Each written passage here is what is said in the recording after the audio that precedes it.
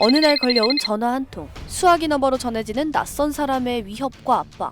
두려움에 휩싸일 수밖에 없는데요. 보이스피싱 피해자들은 소중한 돈을 빼앗기고도 주변에 하소연조차 못합니다. 피해 사실이 때때로 웃음거리나 조롱의 대상이 되기 때문인데요. 여보세요. 검찰청인데요. 본인의 이름이 사건에 연루되었고 전화했습니다. 그러니까 일단은 검찰청으로 나와야 돼요. 개그 프로를 보고도 마냥 웃을 수 없는 현실을 마주한 한 청년이 있습니다.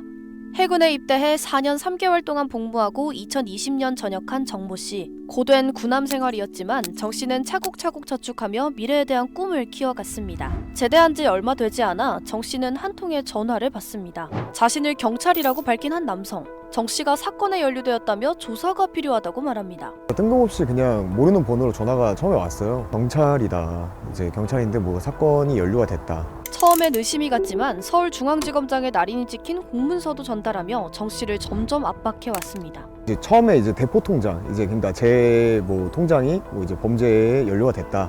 뭐 이런 식으로 이제 접근을 해서 그 안에 있는 돈이 이제 뭐 진짜 돈이 아니다. 통화를 할수록 상대방은 갖가지 제안을 하며 정 씨를 혼란스럽게 만들었습니다. 이제 그쪽에서 이제 범죄에 연루된 통장이나 뭐 그런 계정이기 때문에 그쪽 말에 설득이 돼서 대출 한번 받아봐라. 아무래도 안 될 거다. 무엇인가에 홀린 것처럼 그의 말대로 대출을 받은 정 씨. 결국 돌이킬 수 없는 상황에 이르고 맙니다. 원래 안 돼야 정상인데 돈이 문제가 있는 것 같으니까 뭐 금융감독원에서 좀 조사를 해보겠다. 뭐 이런 얘기로 이제 금액을 맡아가겠다. 뭐 이런 식으로 해서 이제 현금을 직접 전달을 해줬죠. 경찰과 검찰 그리고 금융감독원까지 사칭한 그들은 정 씨가 신고조차 할 수 없을 정도로 위협했습니다.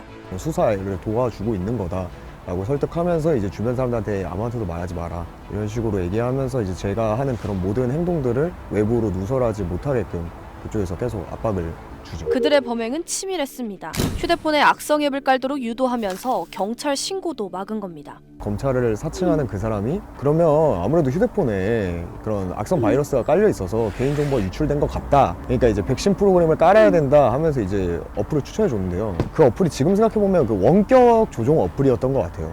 결국 정 씨는 군 생활을 하며 모아뒀던 수천만 원을 빼앗기고 말았습니다.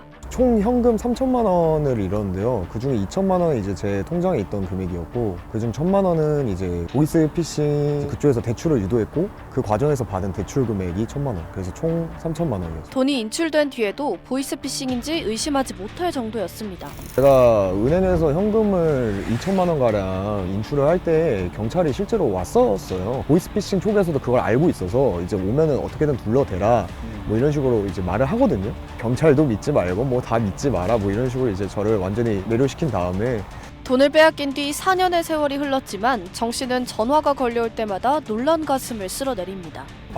그게 진짜 힘들었어요. 이제 특히 또 모르는 번호로 전화가 자주 오잖아요. 그런 전화가 하나하나 올 때마다 좀 더 스트레스를 더 받는 게 있죠. 트라우마가 완전히 회복됐다라고는 얘기할 수 없지만 예전처럼 막 힘들지 않아요. 예전에 막 이런 얘기를 꺼내는 게 너무 힘들었는데 그런데 보이스피싱이 때론 개그 소재가 되거나 미디어에 자주 등장해 웃음거리가 되는 게 더 고통스럽습니다.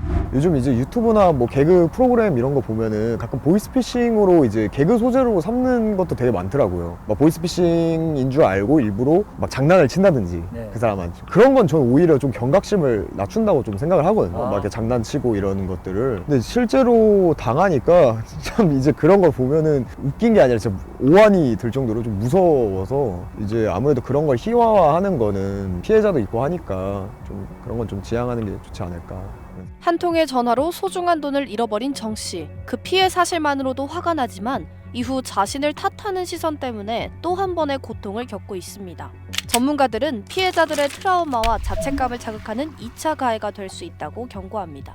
일단은 그 과거와 다르게 지금의 보이스피싱 같은 경우에는 사칭하는 수준이라든지 발음이라든지 이런 것들이 매우 정교화되어 있기 때문에 피해자 입장에서는 인식하지도 못하고 당하는 경우들이 대다수일 수밖에 없습니다. 개그 소재화로 다루다 보니 사람들이 이거는 어수룩한 사람들이 당하는 그런 소재로 인식되는 것 때문에 좀 조심할 필요는 있다고 생각이 듭니다. 보이스피싱법은 주범의 검거가 어려운 만큼 예방 교육이 중요한데요. 보이스피싱 관련 예방과 심리 지원이 필요하시면 본문의 더보기를 눌러 보이스피싱 제로 사업을 살펴보시면 좋을 것 같습니다.